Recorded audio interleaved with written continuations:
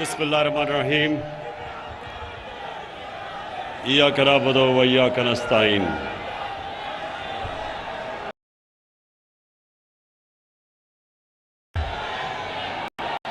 सबसे पहले खामोशी, खामोश। अहम बातें करनी है आप सबसे। जरा आराम से, आराम से, आराम से। मुझे अंदाज़ा है आपके जोश और जुनून का, लेकिन थोड़ी सी खामोशी ताकि मेरी आप बातें सुने। अली ज़ैदी, सबसे पहले आपको और आपकी टीम को,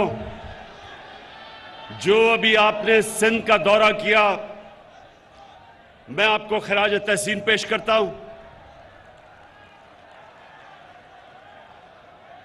हमें सबको आपके दौरे से एक चीज वाज़ेह हो गई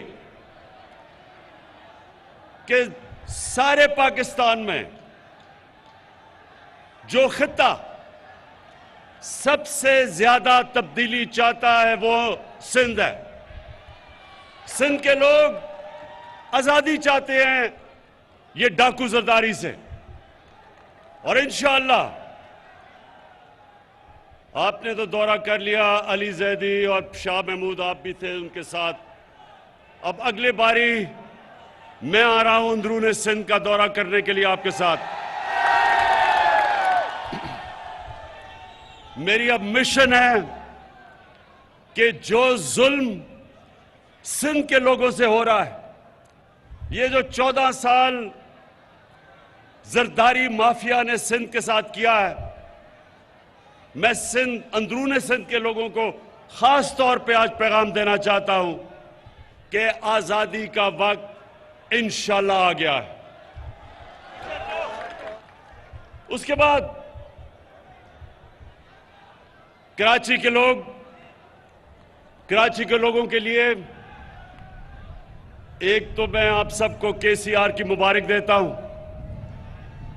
क्योंकि केसीआर अभी बनने वाली है। अभी तो ग्रीन लाइन, खैर उसकी मुबारक देता हूं, ग्रीन लाइन आ चुकी है। लेकिन अभी जो हमारा कराची का पैकेज आपके सामने आता जाएगा, और मेरा ये यकीन है कि कभी कराची में किसी गवर्नमेंट ने, फेडरल गवर्नमेंट ने कभी वो काम नहीं किए जो इंशाल्लाह हम करने जा रहे हैं। मुझे अपनी कौम का शुक्रिया अदा करना चाहता हूं कि पाकिस्तान की तारीख का सबसे ज्यादा टैक्स उन्होंने हमारी हुकूमत को दिया, रिकॉर्ड टैक्स कलेक्शन की, और उसकी वजह से हमें तौफीक मिली कि हम अपनी आवाम के ऊपर बोझ कम करें। हमने 20 रुपए पेट्रोल और फजलुर रहमान को कम किया।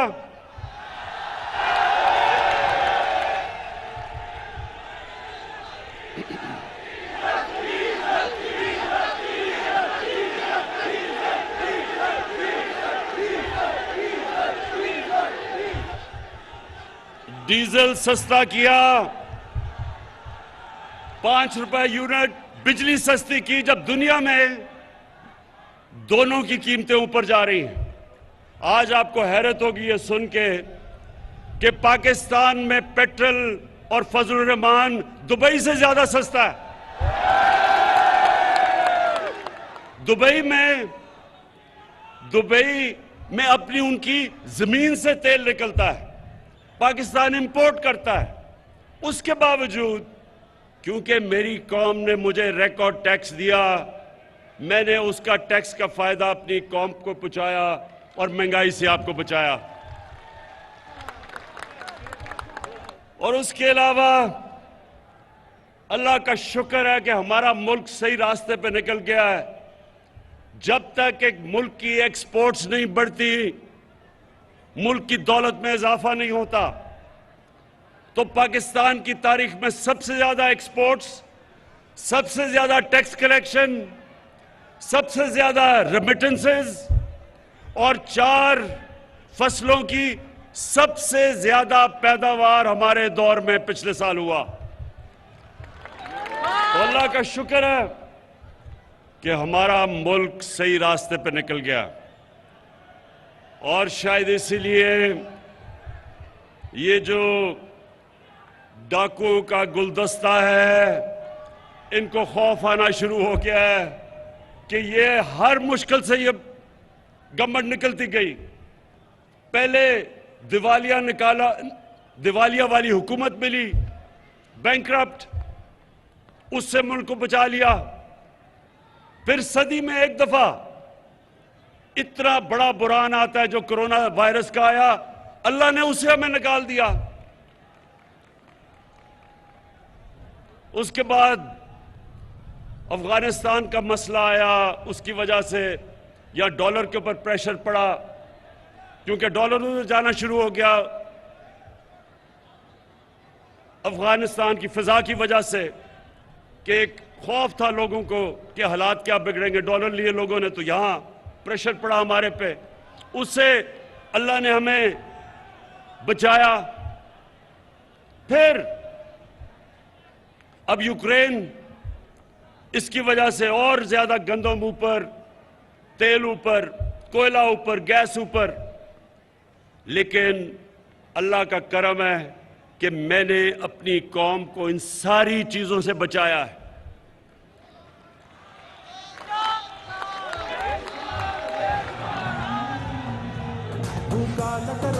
तो अब आज जो मैं आपके सामने बात करना चाहता हूं, मेरे बाशऊर कारकुनों, अब जरा आराम से सुने।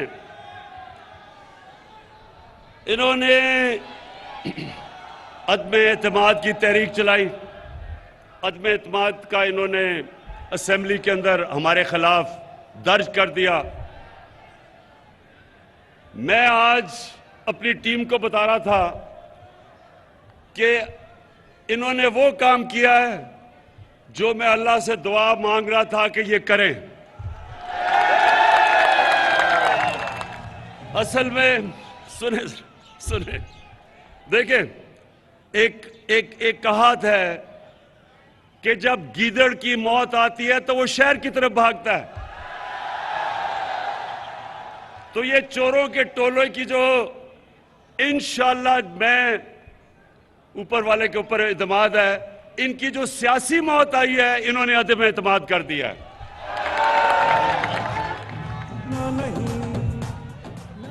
मेरे एक मिनट, कराची के सुनो तो सही, सुनो सुनो सुनो सुनो। कराची के कारकुनों, देखो, आपका जो चेयरमैन है पार्टी का, उसको दुनिया की क्रिकेट की तारीख में 5 या 6 टॉप कप्तानों में माना जाता है। सुने सुने सुने अभी। और क्यों माना जाता है? क्योंकि क्रिकेट में कप्तान की कामयाबी का राज क्या होता है कि वो पहला दिन जब टेस्ट का शुरू होता है तो तब से वो प्लानिंग करता है कि दूसरे दिन क्या होगा, तीसरे दिन क्या होगा, चौथे दिन और 5वें दिन मैच उसने कैसे जीतता है। अगर उसमें ये सलाहियत ना हो, वो कामयाब कप्तान नहीं बन सकता। तो मैं बड़ी देर से इंतजार कर रहा था ये चोरों के टोले की, ये डाकुओं की। 25 साल से जद्दोजहद कर रहा हूं, 25 साल से इन चोरों के खिलाफ मैं जहाद कर रहा हूं। ये पॉलिटिक्स नहीं कर रहा, जहाद कर रहा हूं, क्योंकि मैं अपने मुल्क के लिए इन चोरों के खिलाफ लड़ रहा हूं। तो मैं, अब जरा सुने, अब मैं इंतजार कर रहा था कि ये हर 2 महीने के बाद चोर इकट्ठे होते हैं जी। आज गवर्नमेंट गई, कल गई, धरना हुआ, धरना उठा, लॉन्ग मार्च हुई। तो मैं ये 3.5 साल से मुल्क को संभाल रहा था, जो चोरी और दिवालिया निकाल के अरबों डॉलर चोरी करके ये मुल्क का बाहर लेके गए, तो हम उस मुल्क को संभाल रहे थे। लेकिन हर 2 महीने के बाद जी, अब गवर्नमेंट गई, कल गई। तो मैं सोच रहा था कि अल्लाह, ये किसी तरह ना इनकी गर्दन मेरे हाथ में किसी तरह आ जाए। तो अब अल्लाह, सुने तो सही।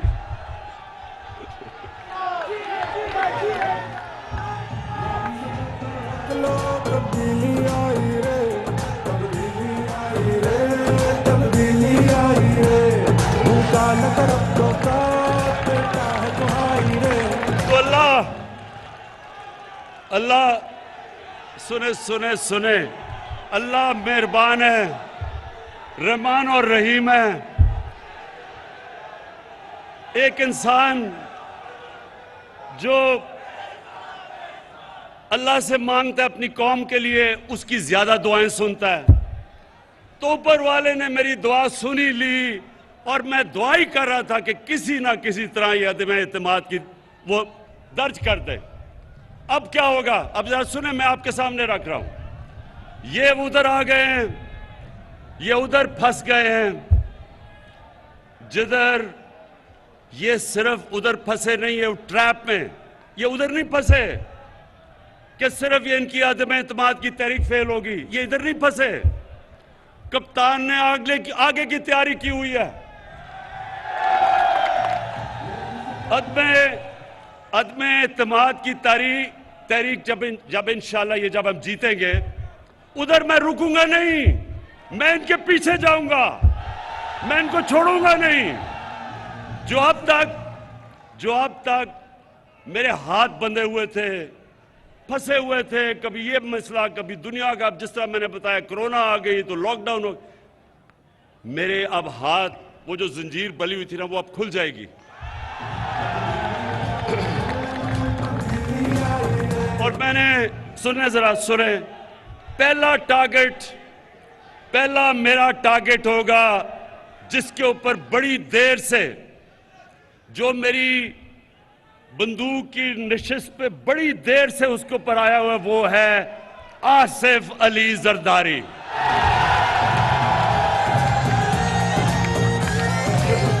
ये आदमी, ये जालिम आदमी जो पुलिस को इस्तेमाल करता है, लोगों को मरवाता है, गुंडों को इस्तेमाल करता है, जुल्म करता है, चोरी करता है। जरदारी सिस्टम में ये हर चीज के ऊपर कमीशन खाता है, सारी दुनिया में बाहर पैसा भेजता है। आसिफ जरदारी, तुम्हारा वक्त आ गया। अब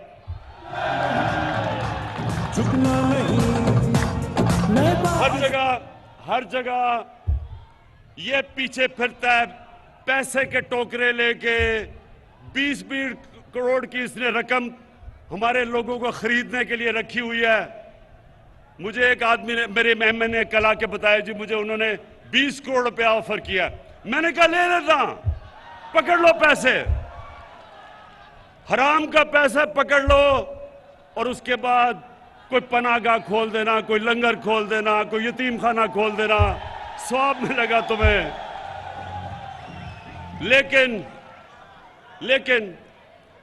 लेकिन जरदारी, ये जो जब तुम्हें नैब बुलाती है तो कमर में दर्द हो जाती है। दूसरी तरफ आपने देखा होगा मकसूद चपरासी वाला। कौन है वो मकसूद चपरासी वाला? मकसूद चपरासी वाला शोबाज, जूते पॉलिश करने वाला, बूट पॉलिश करने वाला, वो इसके साथ मिल गया है, क्योंकि उसको पता चल गया है कि वक्त आ गया है। अब वो जो खींचता गया है, जी मेरी हर रोज जब केस हो, मुझे कभी कोरोना हो जाता है, कभी उसका वकील नहीं आता, कभी कमर में दर्द हो जाती है। लेकिन मकसूद चपरासी वाला, तुम्हारा टाइम भी आ गया है। तुम्हें पता है कि अगले 3 महीने के बाद तुम पूरी तरह जेल में डालोगे, और जो तुमने अरबों रुपया इस मुल्क के बाहर, अपने बेटे को बाहर बैठाया हुआ है, अपने दामाद को बाहर बैठाया हुआ है, फिक्र ना करो, उनको से पैसा हम वापस लाके बिजली की कीमत और कम करेंगे।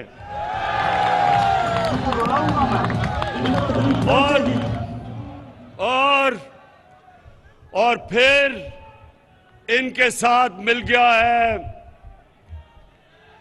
डीजल। सुने जरा, अब ये सुने, अब इन तीनों की शक्लें देखो, ये निकले क्यों हैं? मुल्क को बचाने के लिए। ये चोर जो 30 साल इस मुल्क का खून चूसते रहे हैं, अब इकट्ठे हो गए हैं कि जी मुल्क को इमरान खान से बचाना है।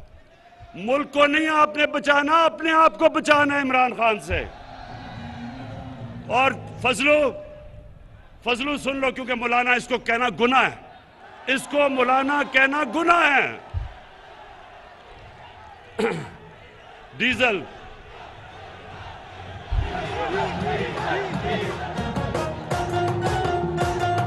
मैं देखे इज्जत जिल्लत ऊपर वाला देता है। अब देखें एक दीनी आदमी, जो कभी भी दीनी आदमी को तो अल्लाह की वो बातें करता है, अल्लाह को तो उसको इज्जत देनी चाहिए। इसका नाम लो तो लोग डीजल डीजल की आवाजें लगा देते हैं, शर्म की बात है। तो फजलू, मिस्टर डीजल, तुम भी तैयार हो जाओ। इसने कहा जब इसको नैब ने बुलाया, इसके पास अरबों रुपए के असासे हैं, पता नहीं किधर से आए, क्योंकि काम तो ये कोई करता ही नहीं है। तो जब नैब ने इसको बुलाया तो कहता मैं 2000 लोग लेके चला जाऊंगा। नैब को डरा दिया इसने। फजलू तैयार हो जाओ, ये जब फेल होगी, ये जब आपकी फेल होगी और इंशाल्लाह होगी, तो उसके बाद अगर 2000 लोग तुम नैब के बाहर लेके आओगे, 1 लाख लोग मैं लेके आऊंगा।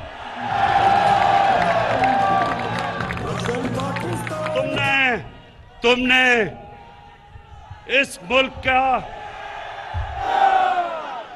दीन का काफी हमारे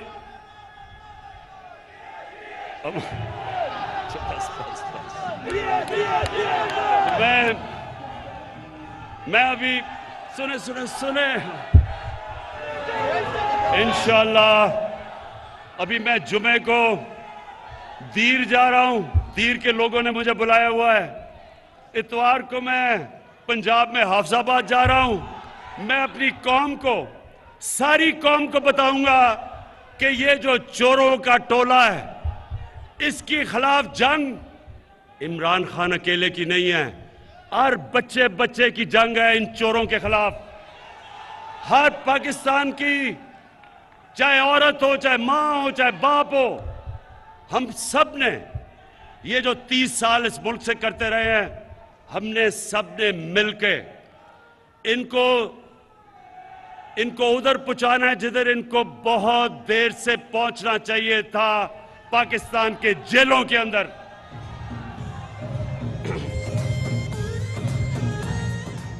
और आसिफ जरदारी, और खुदा का वास्ता है, ये अपने बेटे को खुदा के वास्ते उर्दू तो सिखा दो। 15 साल हो गए हैं, बारिश आता है 15 साल के बाद, चीनी उगता है। खुदा का वास्ता है, मैंने अंग्रेजों को 2 साल में उर्दू सीखते देखा है। 15 साल हो गए हैं, कभी इसे यही नहीं पता कि लड़की आता है या आती है, इसे ये भी नहीं पता अभी तक। और ये टोला, ये चोरों का टोला मुल्क को बचाने के लिए निकला है। ये उधर आ गए। फिर से मैं कहता हूं, जब इन करप्ट चोरों की मौत आती है तो ये आज असेंबली की तरफ जो आ रहे हैं, अल्लाह तेरा लाख लाख शुक्र है कि तूने मेरी दुआएं कबूल कर ली हैं। और इंशाअल्लाह मेरे पाकिस्तानियों, मेरे कराची के लोगों, इंशाअल्लाह ये मुल्क एक बड़े अजीम ख्वाब का नाम है। इस मुल्क बनने के ऊपर जो नारा लगा था वो ये था कि पाकिस्तान का मतलब क्या? ला इलाहा इल्लल्लाह। अल्लाह के सिवा हम कभी किसी के सामने नहीं झुकते। और ये डाकू जिन्होंने पैसे चोरी करके बाहर रखे हुए हैं, ये हर बाहर से ताकतों के सामने ये झुकते रहे हैं। इस मुल्क के ऊपर 400 ड्रोन अटैक्स हुए 10 सालों में, जब ये जरदारी और नवाज शरीफ इख्तियार में थे। एक दफा ये नहीं बोले। कौन बोला था? तहरीक इंसाफ निकली थी। हमने यहां धरने किए थे ड्रोन्स के खिलाफ, क्योंकि ये वो लोग हैं जो जिन खुदाओं की पूजा उनकी करते हैं जिधर इनका पैसा पड़ा है। चोरी का पैसा इनका उन मुल्कों में पड़ा हुआ है, ये कभी उनके सामने अपने मुल्क की मफादात के लिए खड़े नहीं होंगे। मैं हमेशा समझता हूं कि पाकिस्तान को सबसे दोस्ती करनी चाहिए। किसी मुल्क के मैं खिलाफ नहीं हूं, लेकिन मैं किसी मुल्क को यह इजाजत नहीं दूंगा कि मेरी कौम के मफादात के खिलाफ वो कोई कार्रवाई करे।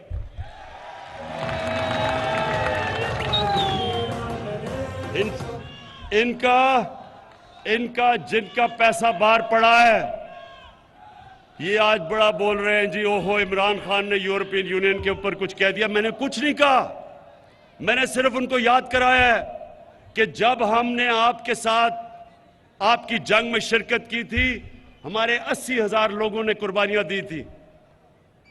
हमारे मुल्क में कबायली इलाका हमारा तबाह हो गया था।